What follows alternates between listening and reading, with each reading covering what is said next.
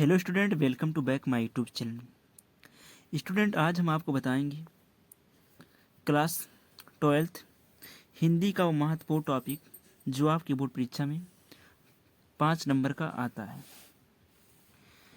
तो उस टॉपिक का किस प्रकार से क्वेश्चन आएगा।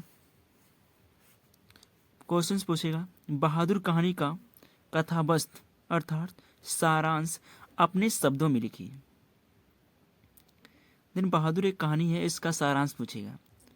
देन अब हम इसको बता देते हैं इसका सारांश क्या होता है और अपने शब्दों में बिल्कुल आसान भाषा में। तो बहादुर कहानी महान कहानीकार अमरकांत जी की रचना है।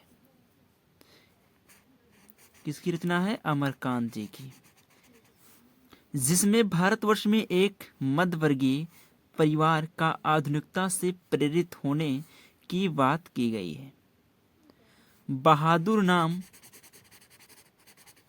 का लड़का नेपाल प्रवेश से भागकर भारत आया, जो इस कहानी का नायक है। अर्थात बहादुर नाम का लड़का नेपाल प्रवेश से भागकर भारत आया, जो इस कहानी का महान नायक है। युद्ध में पिता की मृत्यु हो चुकी है। माँ की पिटाई से परेशान होकर घर से मध्यवर्गीय एक परिवार में नौकरी कर लेता है। घर से भागकर एक मध्यवर्गीय परिवार में नौकरी कर लेता है।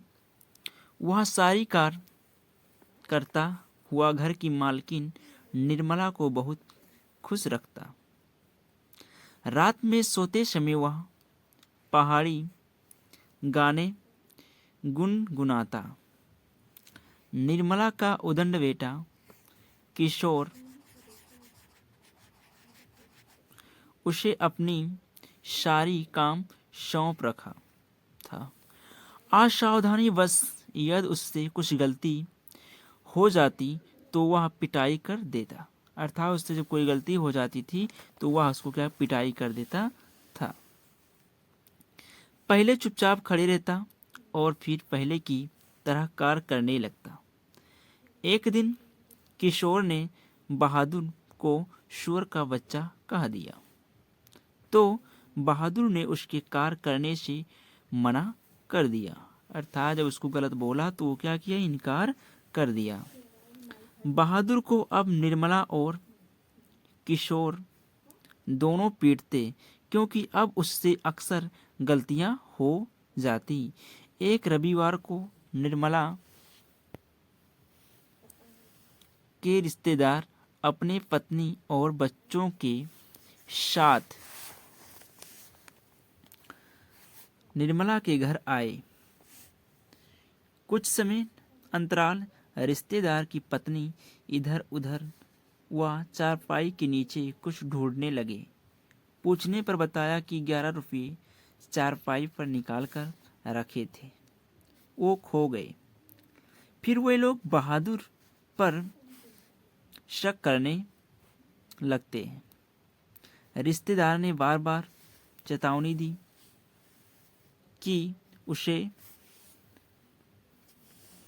पुलिस के हवाले कर देंगे। कुछ पूछताछ के बाद गृह स्वामी उसे एक थप्पड़ मार देते हैं।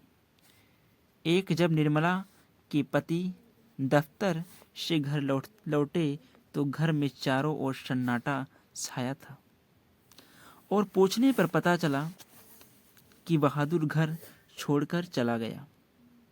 बाद में लोगों को उसकी ईमानदारी पर विश्वास हो गया। उन्होंने सोचा कि रिश्तेदार के रुपये उसने नहीं चुराया, पर अब तो वह चला गया था। उसके किए कार्यों को प्रतिबिंब शेष रह गया और उसके स्वाभिमान की तस्वीर लोगों की हृदय में शेष रह गया। तो ये था इस कहानी का सारांश। एक बार पढ़ लेंगे तो कहानी की तरह ये याद हो जाएगा, बहादुर कहानी का सारांश। तो ये आपकी बोर्ड परीक्षा में पूछेगा 100%। तो इसको आसानी से लिख देंगे, एक बार पढ़ लेंगे तो इसे याद हो जाएगा। कहानी है, स्टोरी, तो आपका 5 नंबर बोर्ड परीक्षा में क्लियर हो जाएगा। तो चलिए आज के लिए इतना ही, मिलते हैं नेक्स्ट वीडियो में। तब तक के लिए पढ़ते रहिए, मस्त रहिए। जय हिंद, जय भारत।